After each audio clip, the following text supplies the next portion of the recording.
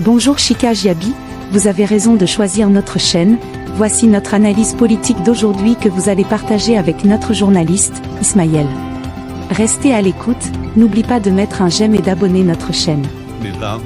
Nilongonareo Ismail indray no hamakapaka ny lohateny miaraka aminareo ny famakafakana gatsamy ary rehefa avy maneho ny heviny sy nanao ampamoaka tao amin'ny pejy ny Facebook ny ade matosarila andriana soavina dia niseho koa ny generaly minisitra Filohalinda nanambara moa ity minisitra ity fa mamboly fanakorontanana ity kolonely taloha ity ary efa tsy miaramila intsony ka tsy efa mitsokan-daharana ka tsy tokony hamoly sy handrangitra ady eo amin'ny samy malagasy sy amin'ireo samy mpitandro filaminana. Raha ivona dia nanambara tamin'ny video fohy na tahiry tsara fohy ny kolonely Sarila Andriana Soavina tao amin'ny Facebook fa dia tena efa latsaka katerina tanteraka ny malagasy amin'izao fotoana izao. Tsy mandohalika intsony fa tena efa mandady mihitsy. Mety fandriampahalemana dia efa tsy ambara intsony ka miseho etsy sy eroa. Tsy attendre, tsy alina fa dia manao izay tiany ataony ny mpangalana, ny mpanao kidnapping, sy ny sisa tsy ary voatanisa. Ny délestage, ny rasy jiro rehetra andamina, sy ny zavatra maro be izay tsy ho ary voatanisa eto avokoa. Zana-vahoaka ny miaramila hoy izy ka tsy maintsy miaro ny vahoaka ary hiverina any amin'ny vahoaka. Ka zapediana amin'ny vahoaka, ty afa-tsy ty moa dia afatra manokana ho an'Andriamatoa Risara Ravalomanana. Izay valilay fanambarana nataony'ity filohan'ny loha ity hoe tsy misy vahoaka mandresy ny miaramila izany. Efa lany andro hoy izy ny EMS Vemonac raha ka voalazan'ny kolonely ity ihany ary izay miaramila tsy natao hiaro ny tombotsoan'ny olon-tokana sy ny olona vitsivitsy manodidina azy. Manao didy-jadona ny Filoha Rajoelina hoy izy sady manana rotra fahefana. Milaza mihitsy aza moa ity kolonely ity fa aingirany filoham-pirenena ankehitriny. Raha tika miteny malagasy dia hoe tsy mahay mankasitraka. Ity manam-boninahitra ity tokoa mantsy tamin'ny taona 2010 no nanohana ny Filoha Rajoelina ka nitarika ny fikomiana tao amin'ny tobin'ny Kapisary ary nandeha namonjy teny amin'ny kianjan'ny 13 Mey niaraka tamin'ny miaramila izay nitarehan'ny Filoha ankehitriny Andry Rajoelina ka nampirodana ny fitondrany Marc Ravalomanana ary nampiakatra ny Filoha ankehitriny teo amin'ny fitondrana. Matahotra ny iverenany izany ny mpitondra ankehitriny ho ihany izy ka manao izao fomba rehetra izao janonany eo amin'ny fitondrana sy ipetrahanao amin'ny seza volamena io. Rehefa tsy hainao sy tsy zakanao io fitondrana io dia miala